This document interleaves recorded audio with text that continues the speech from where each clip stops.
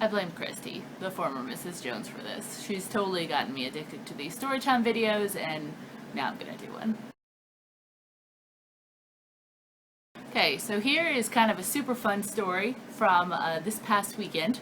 So I've mentioned this before, but Mena is a very small community. It only has about 5,000 people in it, and in order to get to another city that has at least 5,000 people in it, you have to drive an hour and a half to 2 hours to get there. You have to go either Fort Smith or Fayetteville. And my boss actually recommended recently, he's like, you gotta get out of town, kid.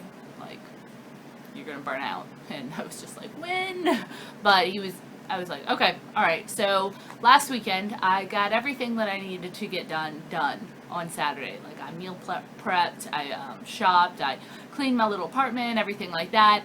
And so I told myself, if I get everything done, then when I even did my laundry, I told myself if I get everything done on Sunday afternoon, I'm just gonna drive out to Fayetteville, which I've never, no, I'm sorry, Hot Springs, which I've never been to before. I haven't been to Fayetteville either. And you know, what's the point of living somewhere you've never been before if you're not gonna kind of explore a little bit? So since I've been here, I've been to Fort Smith a couple of times. I haven't been to Little Rock yet, and I haven't been to Hot Springs, and a bunch of people are always talking about how Hot Springs is really nice. And so I decided to go for an afternoon on Sunday. I had plenty of gas money in the budget. I wasn't planning on doing a lot of shopping, but I figured it could be kind of like a walking thing. You know, get a little bit of exercise, have a little Fitbit on, and I actually did end up getting 13,000 steps that day, which is probably about 7 miles or so, 6 or 7 miles, which is not bad at all. And so I decided to go out there. So I drive out to Hot Springs, only to find out that the traditional, like the actual, because it's named for hot springs, and they have some kind of cool things there you can do. They're all closed on Sundays, which I should have looked up beforehand, but it was a little bit spur of the moment. So I decided to kind of walk around, do shopping, go to the mall. I went to all the normal places that I can't go to here because they don't exist here, and I didn't find a lot. I bought a little gold frame for a picture that I've been meaning, of me and my mom, that I've been meaning to frame for a really long time. Now it's at my office, and that was nice. I had some sushi, which you also can't get in Mena, and I miss constantly. So I did that, and then it was starting to get a little dark, and I was like, all right, I want to go home. And it's a 2-hour drive. 2 hours. By Google Maps, it's a little less, but it was really windy on the way there, and so I tend to go slower when it's windy because I get a little car sick. Not like throw up car sick, but I get queasy if I'm constantly having to drive like that, and that's all the kind of driving there is in Arkansas, because it's all mountains, and the people that originally made the roads didn't like bust through stuff. They just like went with the landscape because, I don't know, people didn't get nauseous in cars then. I guess they went slower. But on the way home, I was looking at my little phone, my GPS, and I saw that, for about 10 minutes further, there was another way to go back home that, looked like it was a little bit straighter. It was a little less, I don't remember. It was a little out of the way. But on the way there, I kind of took a straight shot through some other little cities of like 1,000 people, but you pass gas stations and homes and little baby schools and stuff like that occasionally. There was a place to stop. Now, I'd never been either of these ways before, so I didn't know any better, but I chose to go an alternate route on the way back. And so I drive about for half an hour, and it has me go down kind of towards D Queen, which is about an hour and a half below us, and then kind of go back up over to Mena, and it looked like it was a pretty straight shot, and I didn't see any like cities or anything on the, once again, on the Google map, but it didn't really bother me. I was like, it's an hour and 55-minute drive, but once I get past the little, basically, truck stop that has me turn to go back up towards Mena, my car goes out a little bit. The power steering goes off. It's just gone completely, and my battery light comes on, and I'm kind of panicking because I had a feeling that if I pulled over and stopped the car, it would not start again. And at this point, I was probably half an hour past the last truck stop I had seen, and I had no idea what was in front of me. There was no cell phone signal, no reception, and I kind of kept driving because the car would keep moving. Like, it didn't stop or shudder or anything, but the power steering was gone, and my battery light was on, and also the temperature gauge was starting to rise, and it was probably about 75% of the way up, getting like 25% close to that little red spot where bad things are happening. And I was like, all right, just keep driving. Maybe you'll find, you'll pass through a little town. There'll be a safe place for you to stop. You can use their phone, gas station, something like that. You can use their phone to call. So, but according to my phone, I'm still like an hour from home, essentially, 50 minutes to an hour from home. And also the that's not really tracking right either because of I didn't have any reception, couldn't call anyone. And it's just woods.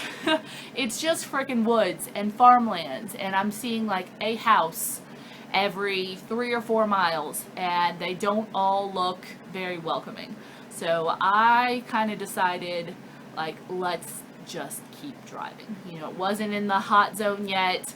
It wasn't super windy. I can drive a car without cruise control. I'm power steering. I'm strong enough. It's okay.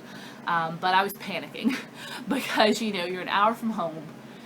You don't see anything anywhere around, and you can't call anyone. And I've tried to get a tow truck in Mena, Arkansas before, like in town, and I could not get a tow truck for over a day. I ended up actually driving my old car. This was when I got the new car.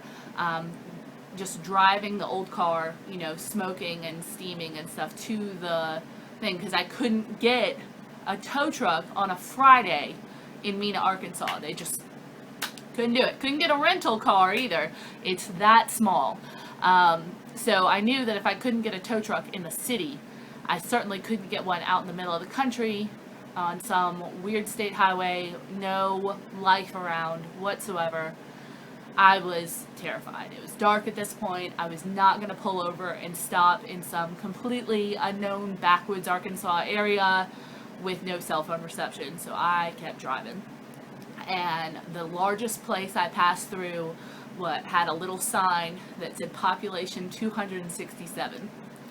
And whatever was in that town or township, or probably a collective would be a better name for it than a city, there was no sign of life whatsoever. There was like an old broken down gas station that was obviously neglected and some like old factory, but I did not see any signs of life.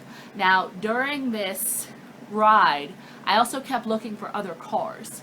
Now, there were no other cars going my way, and I could count on 2 hands how many cars I saw in that hour on the way home. So this place was like, this area is deserted. I don't know where the people were, if it was just like all bears living in houses there or something, but I've never been so isolated in my entire life. So I keep driving, keep looking for somewhere safe to stop where someone might be able to help me. I keep checking my phone to see if there's reception yet. There's not. And the temperature gauge keeps inching up. And at a certain point, I'm probably 30, 40 minutes from home. The temperature gauge is in the red. It's maxed out, it's hot, and I know that if I keep driving, I'm probably going to blow something in my car. I'm going to blow the water pump. I might do like severe permanent damage costing thousands of dollars to my car. But the option is either that and try to get home, or stop in the middle of nowhere. I have never been somewhere as nowhere as where I was. It was just farmlands and woods and trees. This little two-way road. I saw a car, maybe one car going the opposite direction, maybe every 10 minutes. And there was nowhere safe to stop. So, and I'm not, I'm a strong person. I could probably camp out in my car for the night. It wouldn't be the biggest deal in the world. But the issue is, then in the morning, what are you gonna do? I'm still in the middle of nowhere with no reception, and there's no telling who could have stopped, and if they wanted to help me or if maybe they didn't want to help me. And I was just, and also Rory was at home. She needed to be let out. She needed to be taken care of for the night. So I just kind of kept praying. I was literally just, God, get me home. God, get me home. God, get me home, please. And somehow I ended up back in Polk County. I rode for at least a half an hour with the car in the hot. Like, as in maxed out in the red. I just kept praying and driving and praying and driving and praying and driving. You know, the steering got even harder to push. Thankfully, there weren't that many curves, and I just kept going. You know, speed limit or faster. I was probably going like 50 or 60 the whole way, and the speed limit was probably 55 or so. And I make it into Polk County. By the time I get here, my ABS light has come on, my brake light has come on, and it's starting to become hard to brake. Because when I get into town, I'm like, all right, I need to get to the Walmart, because that's going to be a safe place to stop. I can leave my car there overnight. It's not going to get towed unnecessarily or something like that. I can, you know, I can get home from there essentially. But, you know, between town and Walmart is like half a mile. So there was like a gas station I could have stopped at, or the Walmart. But yeah, I thought when I had to brake at the light coming into town, yeah, the light, there's one, that I might hit the car that was stopped in front of me, and I started braking way back. So it's running hot. Every light on my dash is on. I'm scared. I've completely and totally ruined my car. I finally pull into the Walmart parking lot. It's like I pull in the very back, so like no one will park around me, and because also I wasn't sure I was going to be able to stop if I just pulled into a regular space. And I stop the car, I shut it off, I open the hood, and you know, steam's coming out. It smells burnt, and I'm just like, how many thousands of damage did I do to this car? I'm starting to do like the math in my head of how much, you know, when I get the quote, how much will it cost that I'm willing to pay versus like getting a different car, because you know, I only paid $3,000 for the car. You know, it was listed as $6,500, but thanks to the power of cash, I negotiated it down to $3,000. And it's a good little car, but you know, it hadn't really given me any problems. But all of a sudden, it was just dead. I couldn't turn it back on. I opened the hood, checked battery, checked fluid levels, everything was fine. I had plenty of oil, I had plenty of coolant. I'm just kind of like pacing around. My thought was that it might be the battery, since that was the first light that came on, and maybe I could just switch out the battery. That'd be easy enough. But it was, yeah. At this point, it's like 9 o'clock at night. I end up just calling my neighbor, Amanda. I'm like, hey, are you around? Can you just pick me up at Walmart? Because I could have hoofed it home, but I was tired and I was really stressed at that point. So I call my brother and I tell him what's happening. I tell him that, you know, I just got into town. I'm safe, but my car is completely dead and I don't know what's wrong with it. Is there any, in your experience, do you have any clue what might have happened? And, you know, I'm babbling, much like this video. And he's like, go look under your hood. Do you know where the serpentine and the timing belt are? I'm like, yeah, I know what those look like. They're the windy things, they're the belts. I've had to have those replaced on cars before. And he's like, check and see if they're there. And turns out the serpentine belt was missing. It had just broken off at some point, probably around where the power steering went out. And yeah, so I drove an hour home without that belt, which I still stand by. I think it was better to get home and risk that damage to my car than to stop and have a potentially dangerous situation there. I stand by that. You know, I know that most people out there are helpful, and you know, I could have gotten some assistance or something, but I was an hour from home and I was scared and I just went with it. So you know, that's my life, and my safety is worth more than whatever money I might have needed to use to screw up, fix whatever damage I did to my car. So I leave the car at Walmart overnight. I'm like, it's serpentine belt, you know, but I was running hot for half an hour, and I know how much damage that can do to a car. So first thing in the morning, I call my insurance company, get a tow to my mechanic. I call my mechanic, I tell him what happened. He does not have a positive outlook. He's a real honest guy. He was the one that inspected the car when I bought it. He's always been real honest. He's like, if you ran it hot for half an hour, I'm scared to look at this. And somehow, probably only by the grace of God, there was nothing wrong with it, other than that the serpentine belt was missing. Now, I'd actually had the serpentine and the timing belt replaced when I bought the car, because the same mechanic told me, hey, these are looking a little frayed, you should replace them. And so I did. So that was only 5 months ago. The belt was still under warranty, so I was able to get that replaced for free. So the whole situation essentially ended up costing me only an oil change, because since the oil had burned so hot, and I was due for an oil change anyway, they recommended that I go ahead and get an oil change, replace all that burnt up oil and everything. But they could not find a single sign of the car being run hot for half an hour, which should have, at the very least, meant I needed a new water pump. Probably a $500 fix. But yeah, that was my fun car story.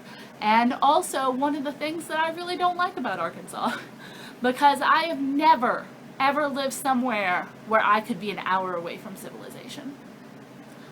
Never in my life have I been an hour away from civilization. Like, could have been caught an hour from civilization. Everywhere I've lived, there are cities, they're spotted. You might go half an hour with only seeing like a couple gas stations or something, but when I lived on the Gulf Coast, it's like city, city, city, city, city.